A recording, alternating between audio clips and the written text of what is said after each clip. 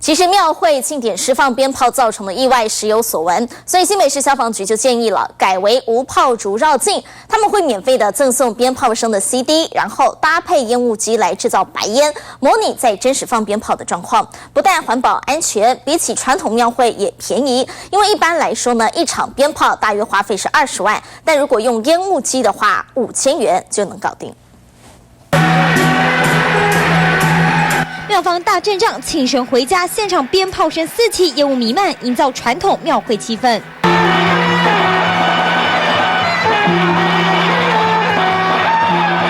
不过明明炮声震耳欲聋，现场却没有任何鞭炮灰烬，一阵阵砰砰砰的声音，全是来自旁边这个大音响。原来这是炮竹音效，跟真实的鞭炮声几乎一模一样。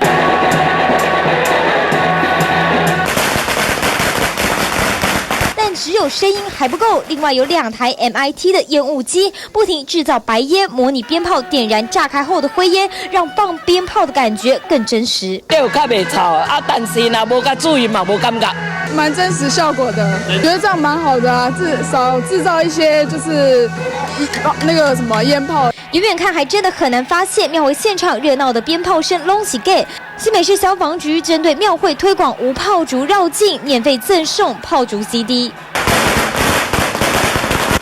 以往传统庙会为了拼场面，鞭炮至少花费20万，但现在用免费音效取代，还有2台烟雾机5600元，加上每次使用买烟雾油，花费只要6300，便宜一点的话5000元就可以搞定。这过程是跟放鞭炮是完全一样的。我们以前放鞭炮都说阵头还没来之前，我们就大概就在5公尺左右就开始放鞭炮，省钱也环保。以往炮竹放完后浓浓的刺鼻烟味，但烟雾油使用蒸馏水和甘油等成分，无臭无毒无害，不仅减少制造脏乱和孩童或信众被鞭炮炸伤意外，甚至引发火警。毕竟庙会庆典诚意气氛最重要，减少放鞭炮也能避免发生意外的流血事件。TVBS 新闻综合报道。